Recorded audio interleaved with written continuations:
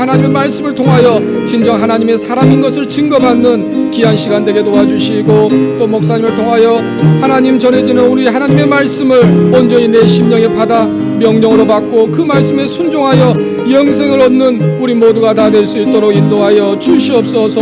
오늘 말씀을 증거하는 우리 목사님 성령으로 붙들어 주시옵소서.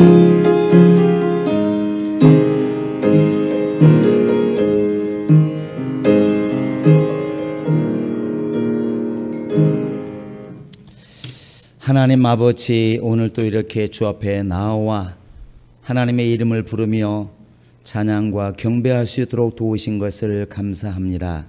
어렵고 힘든 중에도 하나님께 귀한 예물을 드림으로 우리의 신앙이 하나님께 있음을 고백하는 우리 모든 성도들에게 하나님의 은혜가 임하게 도와주시고 복이 임하게 도와주시고 세상을 넉넉히 이겨나가는 힘이 있도록 우리 아버지 하나님이 함께 하시고 인도하여 주시옵소서. 오직 성령을 따라 예배하게 도와주시며 성령을 따라 하나님 허락하신 것들을 받아 누리게 도와주시고 오직 하나님의 나라를 우리 속에서 이루어가는 복이 있도록 역사하여 주시옵소서. 감사하고 예수님의 이름으로 기도합니다. 아멘. 주 앞에 감사하는 여러분의 심령 속에 주의 복이 함께 하시기를 예수의 이름으로 축원합니다. 신앙생활은 신앙의 대상이신 우리 하나님을 알고 또 그분을 따르고 그분 말씀에 이렇게 순종해 나가는 것이 그게 신앙생활입니다.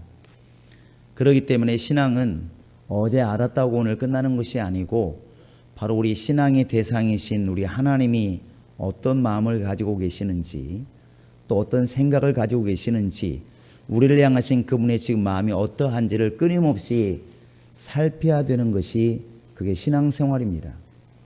그래서 성경도 끊임없이 하나님을 알라고 이렇게 우리에게 당부를 하고 있습니다. 그 하나님도 역시 죽은 하나님이 아니라 산자의 하나님이시기 때문에 우리와 같이 성경에 보시면 알지만 분노하시기도 하시고 때로는 기뻐하기도 하시고 또 때로는 한탄하기도 하시고 슬퍼하기도 하십니다. 그렇기 때문에 그분은 끊임없이 우리를 향해서 한번 이렇게 마음먹은 것이 끝까지 가는 게 아니라 그분의 우리의 모든 삶을 통해서도 기뻐하기도 하시고 슬퍼하기도 하시고 지금도 또 앞으로도 끊임없이 그 생각이 있다는 사실입니다. 이것을 깨달아가고 아는 것이 신앙이고 그것을 안다면 이제 하나님을 기쁘시게 하는 것이 그게 또 신앙생활의 목적이죠. 그런데 하나님이 끊임없이 말씀하시는 게 뭐냐면 하나님은 유일하시다고 말씀하시는 겁니다. 영원전부터 영원까지 오직 유일하시다.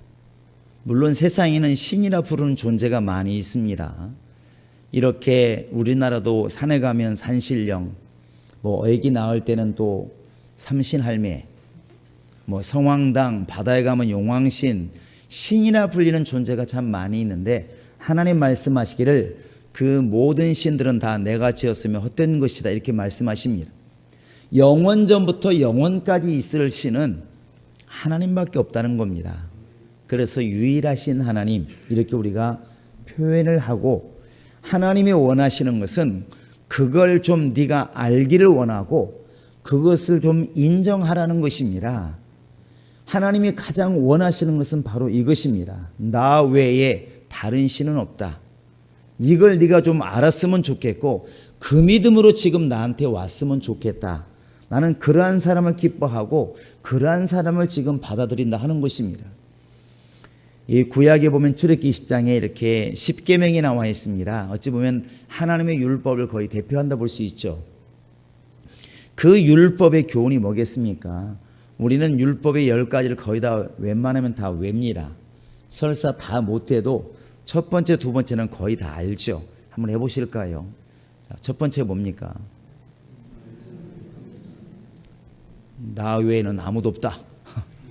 나 외에 다른 신을 내게 두지 말지. 너는 다른 신을 두지 말아라. 두 번째는 큰일인데요. 이거 앞으로 어떻게 10가지 하겠습니까? 두 번째는 하늘이나 땅이나 어떤 형상도 만들지 말고 우상을 만들지 말아라. 근데 두 번째는 좀 첫째보다는 좀 계명이 깁니다. 이렇게 말씀하시죠. 너는 하늘이나 땅이나 어떤 것의 형상도 만들지 말고, 그 다음에 그것들에게 절하지 말고, 그 다음에 그것들을 섬기지 말아라. 이렇게 두 번째 계명을 말을 했습니다. 이 계명을 잘 보시면 첫째 계명이나 둘째 계명이나 하나님 외에 다른 신을 섬기고 다른 신을 만드는 것 자체를 하나님이 얼마나 이렇게 강하게 싫어하시는가를 금방 알 수 있습니다. 결국 우리의 신앙은 하나님밖에 없음을 아는 것이고 그것을 우리 생활 속에서 그냥 지켜나가는 것입니다. 이게 바로 믿음이에요. 하나님밖에 없다. 마귀가 원하는 것은 아니다. 너도 하나님 될 수 있고 하나님만이 하나님이냐? 너도 하나님 될 수가 있다. 우리 인간을 속인 게 첫 번째가 바로 그거 아닙니까? 아담아, 하와야, 너도 하나님이 될 수 있다. 결국 하나님은 한 분이 아니고 누구나 하나님 될 수 있다. 이렇게 속인 게 바로 마귀입니다. 근데 그 말을 따라가면 타락인 것이고 아니다. 하나님만이 유일하시다. 이렇게 따라가면 구원을 받고 사랑을 받게 되는 것입니다. 하나님은 절대로 자기 영광을 다른 피조물들에게 이렇게 뺏기는 걸 원치 않으십니다. 그래서 이사야서 42장 8장에 보시면 8절에 보시면 나는 내 영광을 내 찬양을 절대로 다른 것들에게 내가 빼앗기지 않는다. 주지 않는다. 이렇게 말합니다. 하나님은 하나님으로서의 영광을 받기를 원하십니다. 그게 우리 찬양이에요. 그래서 이사야 43장에 가보시면 이 백성은 나를 위해 지었나니 곧 나를 찬송케 하려 함이라. 하나님이 원하시는 것은 바로 이겁니다.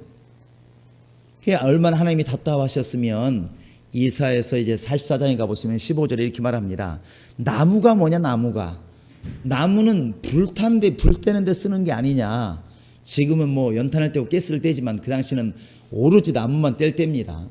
나무가 뭐냐? 아무리 아름답고 종류가 많아도 그 나무는 베어다가 결국에는 불 떼고 집 짓는 데 쓰는 게 아니냐.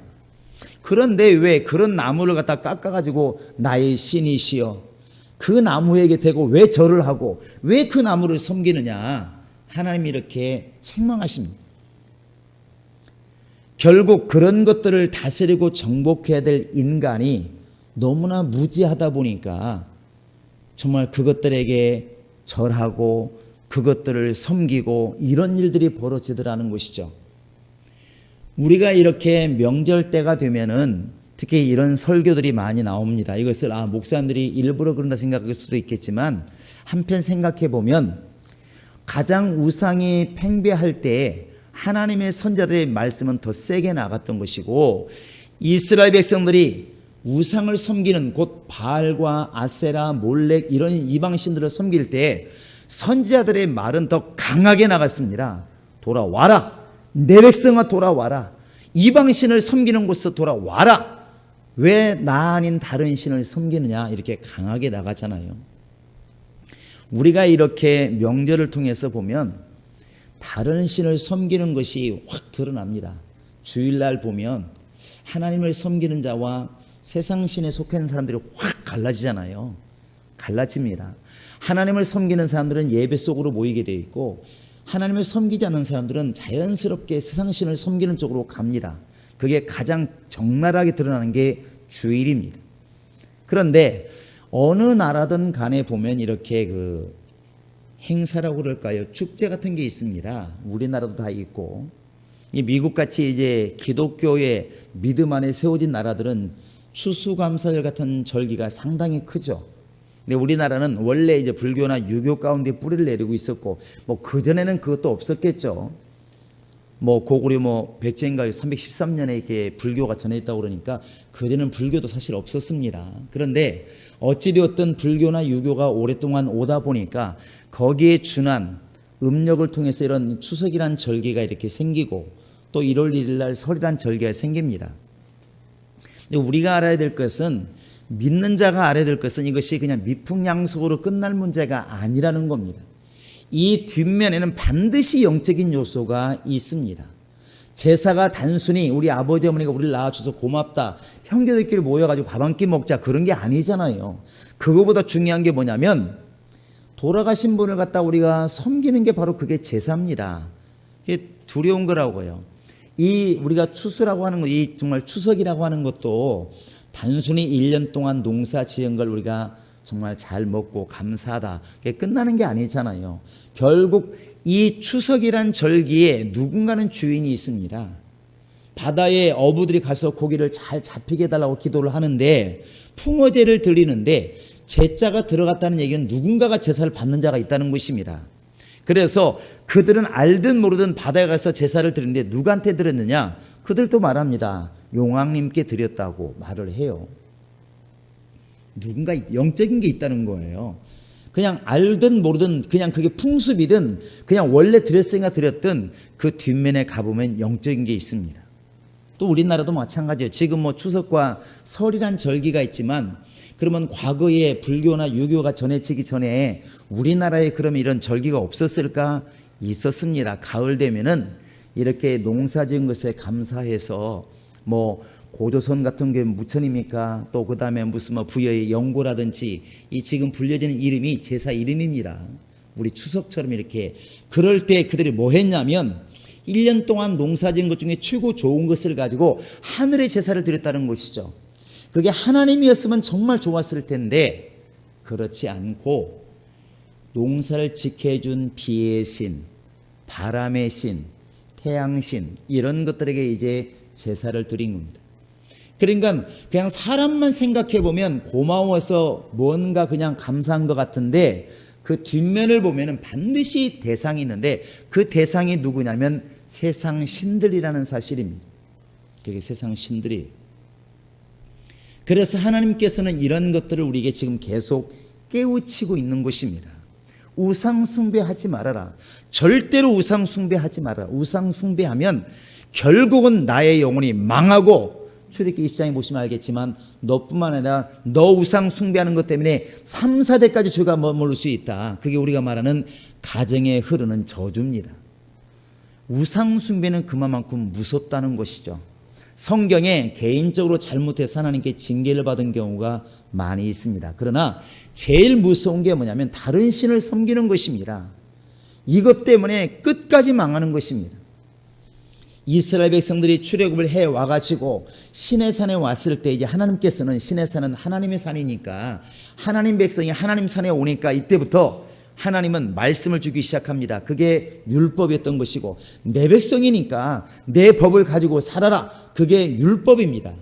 그 율법 받으러 지금 모세가 산에 올라갔는데 저 아래에서는 이게 하루 이틀 열흘 지나도 안 내려오니까 모세가 죽었는지 살았는지 모르겠다.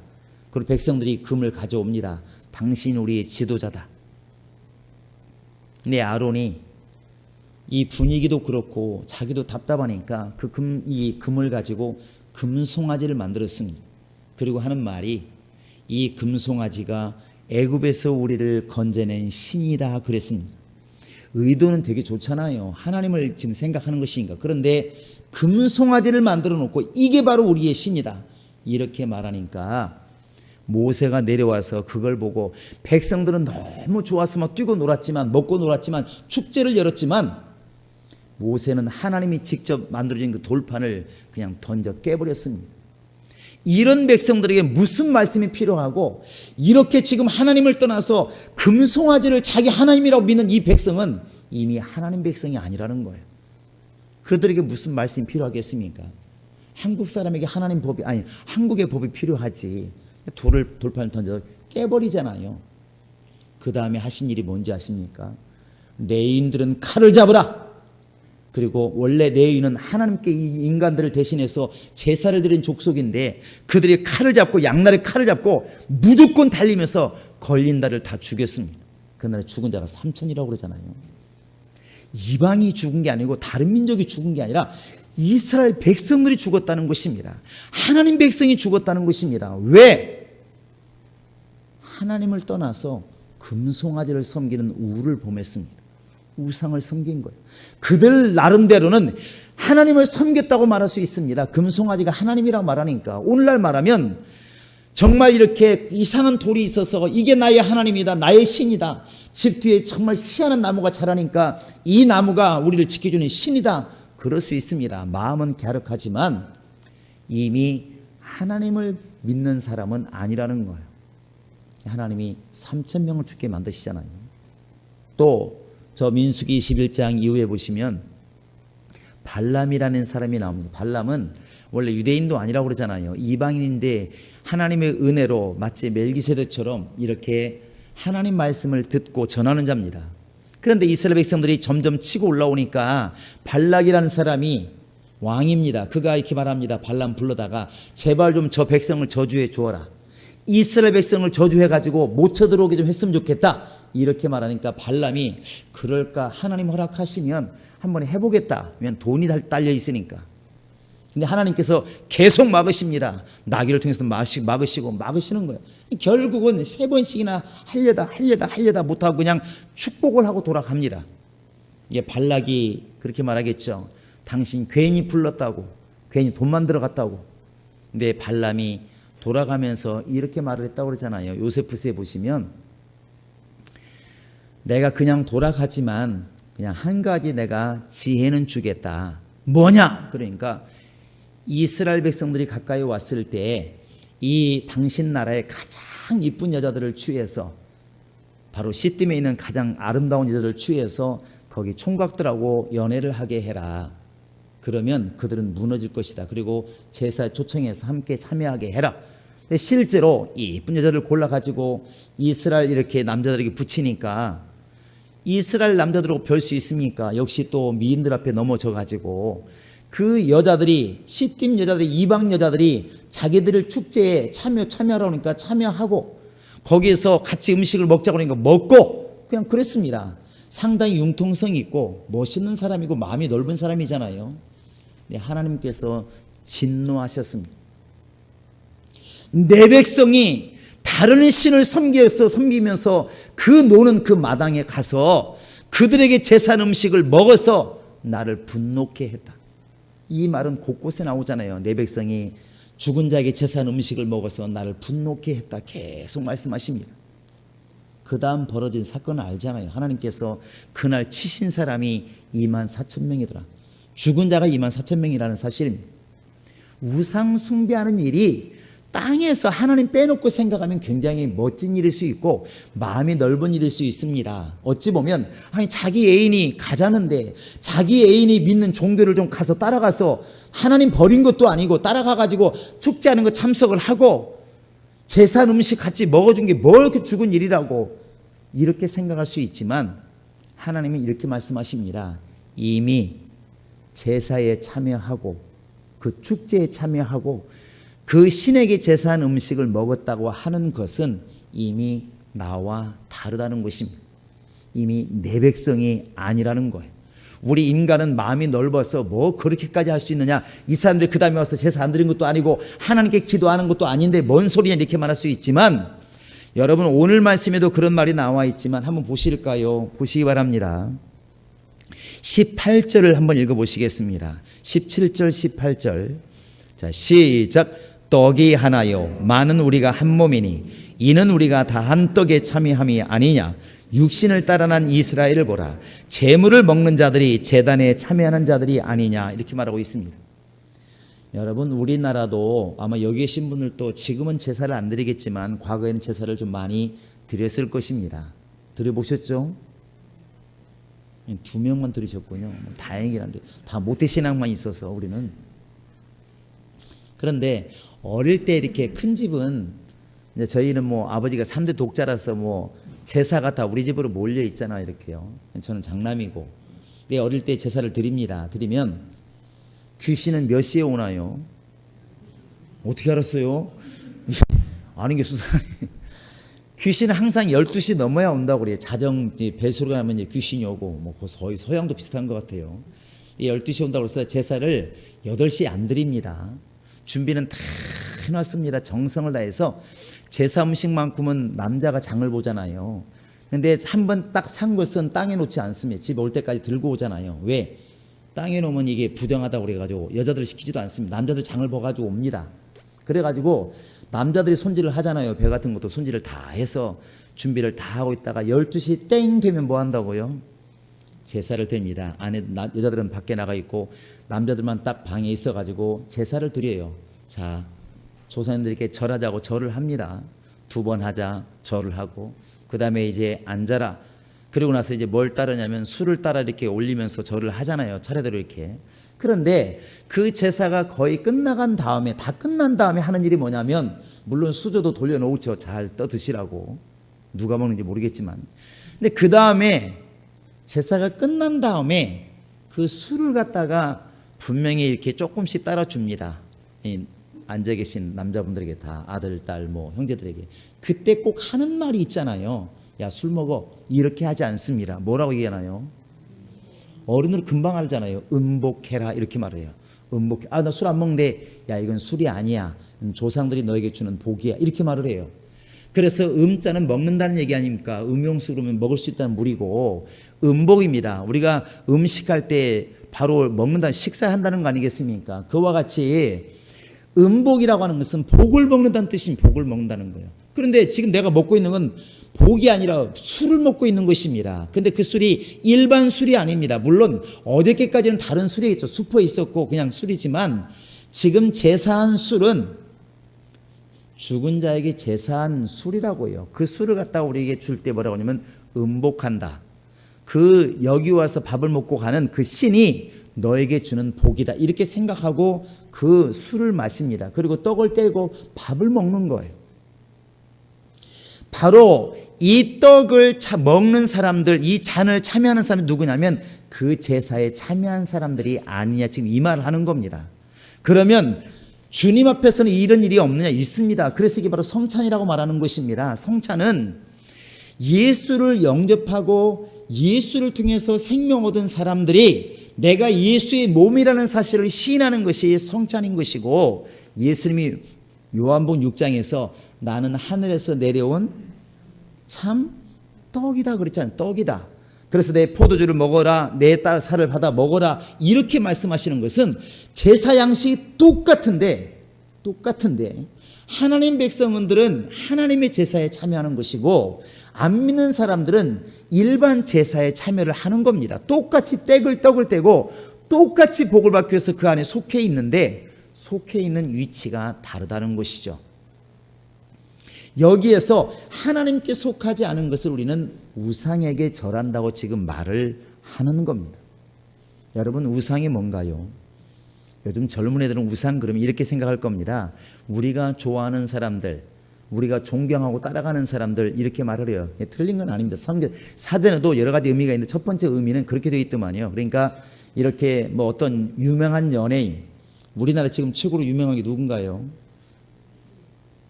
남자들은 여자 탤런트를 얘기하고 학생들은 이렇게 또 뭐 BTS를 얘기하고 그러겠죠.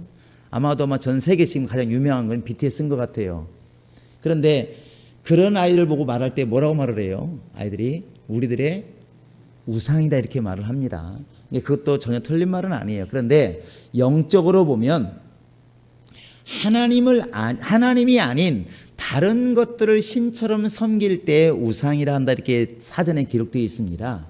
그러니까 우리 마음속에 사실 우리 영혼의 주인이신 하나님만 계시고 하나님만 섬겨야 되는데, 내 마음속에 만약에 다른 신을 모셨다면 그게 우상인 것이겠죠. 또 나무든 돌이든 저들이 나를 도와주는 신이다 이러면 그게 우상이 되겠죠. 구약에서는 형상을 많이 이야기를 했고, 신약에 오면 형상보다 이제 내용적인 것을 많이 얘기하잖아요. 예수님께서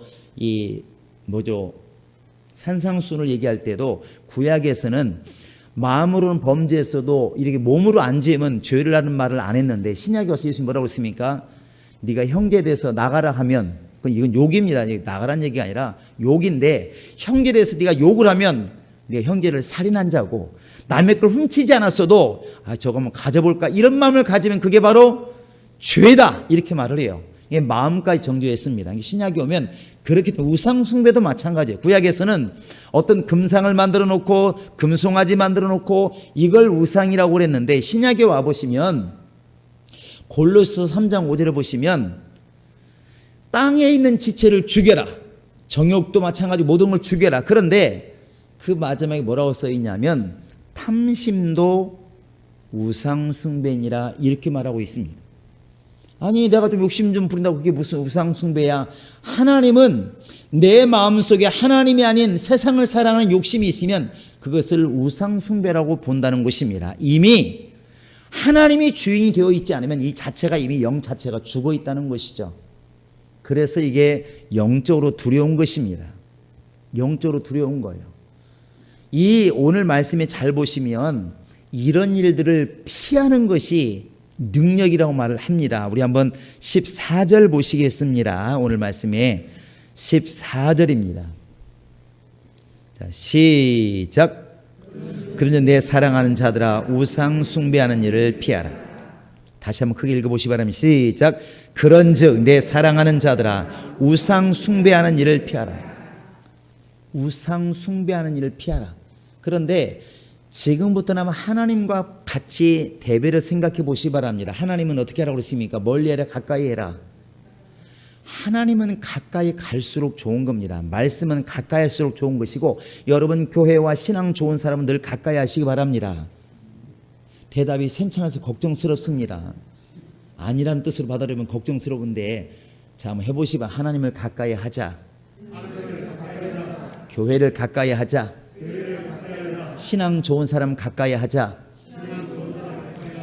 근데 세상 신과 우상은 반대로 가야 맞다는 것입니다. 우상은 아까 세 가지 말씀드렸어요. 우상은 만들지도 말고, 우상에게 절하지도 말고, 세 번째는 우상은 섬기지도 말아라 이렇게 말을 해요.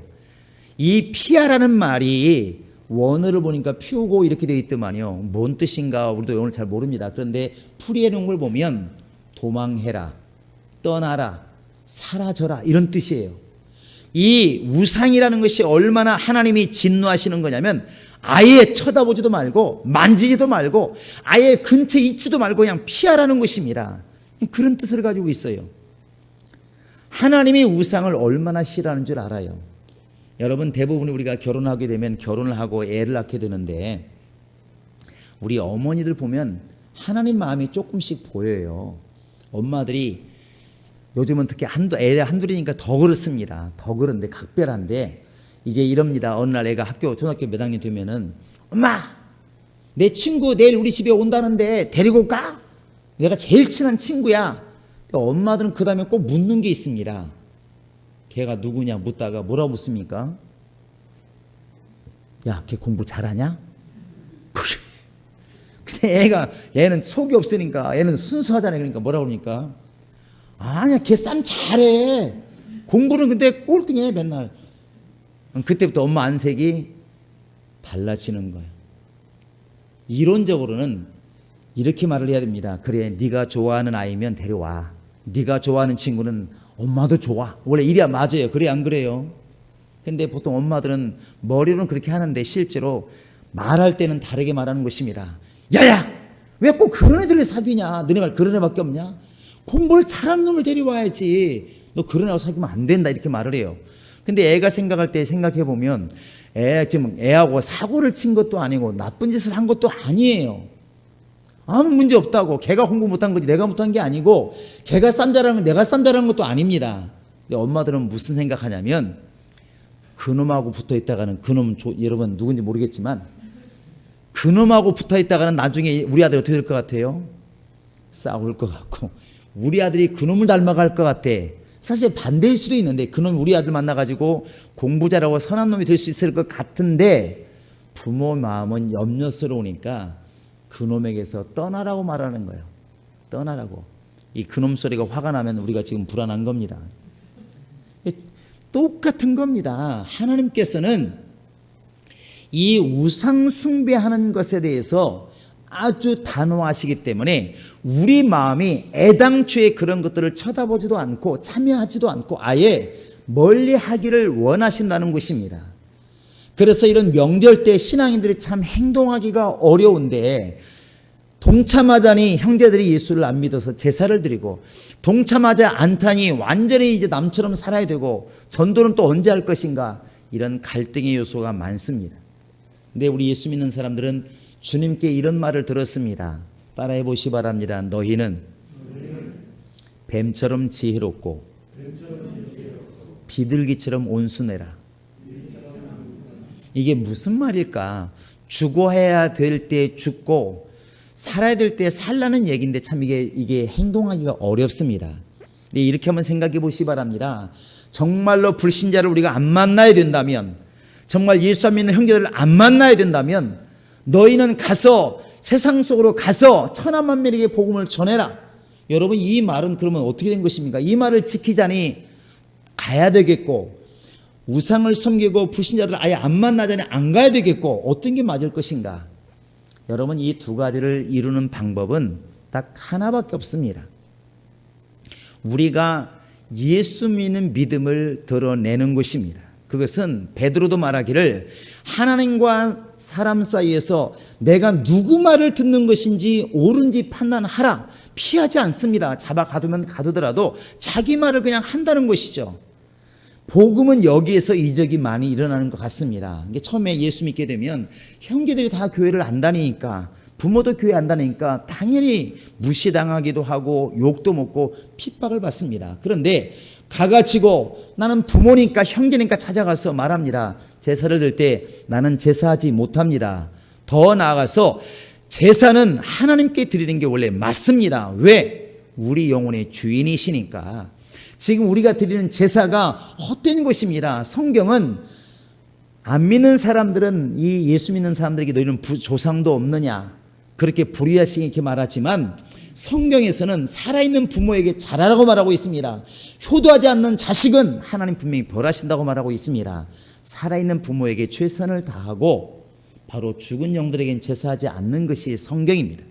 그러니까 예수 믿는 사람들에게, 제대로 믿는 사람에게 불효자식이라고 말하는 것은 맞지 않습니다. 이런 걸 우리가 깨우쳐 주어서, 원래 우리 인간은 하나님께서 왔기 때문에 하나님께 예배하고 제사하고 하나님께 순종해야 되는데, 우리가 어느 순간 죄를 지음으로 눈이 어두워져서 하나님께 찬양하고 예배해야 될 것을 몰라서 지금 바위에다 빌고 나무에다 빌고 지금 죽은 자에게 빌고 이런 일이 벌어지고 있다. 우리는 지금 안 믿는 자를 미워하는 게 아니라 잘못된 것을 깨우쳐 주고 있다. 아마 이렇게 우리가 설득한다면 한 번은 안 되겠지만 두 번, 세 번, 또 하나님이 환경을 그렇게 몰아가시면 언젠가 이것이 변화가 되지 않겠습니까? 그것이 바로 이제 단순히 피한다고 되는 게 아니라 우리가 더 나아가서 승리하고 그들의 영혼을 구원할 길이 이렇게 열린다는 것이죠. 여러분, 이런 지혜와 용기가 우리 안에 있기를 바랍니다. 이 일은 아마도 늘 겪는 문제일 것입니다. 우리 성도들, 불신자가 운영하는 회사에 들어가면 그들은 안 믿으니까 참한사도 고사드리고 창립기념일도 제사할 수도 있고 들어가다 보면 별게 다 있지 않겠습니까? 그런데 그런 때 우리가 정말 피할 게는 나 회사 나가버려야지 이럴 게 아니고, 정말 기도해서 내가 하나님 어떻게 하면 이 말씀을 전할 기회를 잡을 수가 있을까? 저 잘못된 것을 어떻게 잡을 수가 있을까? 이것이 은혜고 능력이지 않겠냐 하는 것입니다. 바울이 정말 이렇게 아테네에 갔을 때, 아테네가 어떤 곳입니까? 이 이름, 도시 이름 자체가 여신의 이름이잖아요. 아테네란 여신의 이름인데, 그런 곳에 갔을 때 뭔 할 말 있겠습니까? 애당초에 가지를 않아야 되겠지. 근데 바울은 들어갑니다. 왜? 영혼을 구해야 되니까. 가서 근데 가만히 있느냐? 그렇지 않고, 내가 오면서 보니까 너희들 참 종교성이 많더라. 야, 그렇게 신을 열심히 섬기는 거 보니까 종교심이 참 많더라. 그런데 알지 못하는 신에게 이런 것도 내가 봤다. 근데 그 신이 바로 하나님이시다. 그 신이 진짜 신이고 우리가 지금 잘못 섬기고 있다. 이걸 강력하게 외치니까 아테네의 교회가 세워지더라 하는 것입니다. 여러분, 하나님은 지금 우리가 우상 숭배하는 일을 안 하기를 원하고 그 길로 가지 않기를 원하고 피하기를 원하십니다. 그런데 이것은 단순히 이 지구를 피해서, 지구가 세상이니까 피해서 저 우주로 나가라는 뜻이 아니고 그 안에 잘못된 것들을 분별해서 이겨나가라는 것입니다. 적극적으로 동참하지 말고 오히려 변화시키려고 노력하는 하나님 입장에 서는 사람이 되라는 것입니다. 이것이 바로 거룩한 분노가 될 것이고, 바로 모세가 비록 하나님이 만들어준 말씀이지만 던져버리고 분을 내었던, 이 일은 죽을 일이다, 왜 죽을 짓을 하고 있느냐 외쳤던 그 모세의 그 행동이 결국은 지혜로운 이 우상 숭배한 일을 피할 수 있는 길이었다는 사실입니다. 여러분, 이번 추석 때에 당연히 부모를 찾아뵙고 형제를 찾아뵐 것입니다. 또 일가 친척을 만나게 되겠지요. 여러분, 그때에 정말 우리는 저 우상을 섬기는 죄인들, 악한 사람들 아예 가까이 하지 말아야겠다, 이런 것은 가장 기초적인 믿음인 것이고, 더 넘어서서 내가 저들을 깨우치지 않으면, 내가 저들에게 말하지 않으면, 이때 저들을 내가 바른 말을 하지 않으면 언제 저들이 주님 앞에 돌아올 수 있겠는가. 우리가 이렇게 마음을 먹고 힘드시더라도, 그들이 서서 안 믿고 코웃음을 칠지라도 우리는 정말 우상 숭배하는 일이 죽을 일이라고 하는 사실을, 우상 숭배하는 일이 하나님의 유일하심을 부인하는 가장 무서운 일이라는 것을 말할 수 있는 지혜와 용기가 있기를 주님의 이름으로 축원합니다. 이 시간 우리 다 같이 이를 놓고 기도하십니다. 우상에 대해서는 내 마음에 만들지도 말고 절하지도 말고 섬기지도 말라고 그랬습니다. 우리가 해야 할 것은 하나님을 정말 내 안에 모시고 하나님께만 절하고 하나님만을 섬기는 생활을 우리가 해야 됩니다. 하나님, 나에게 그런 지혜가 있게 하시고 용기가 있게 하소서. 다 같이 우리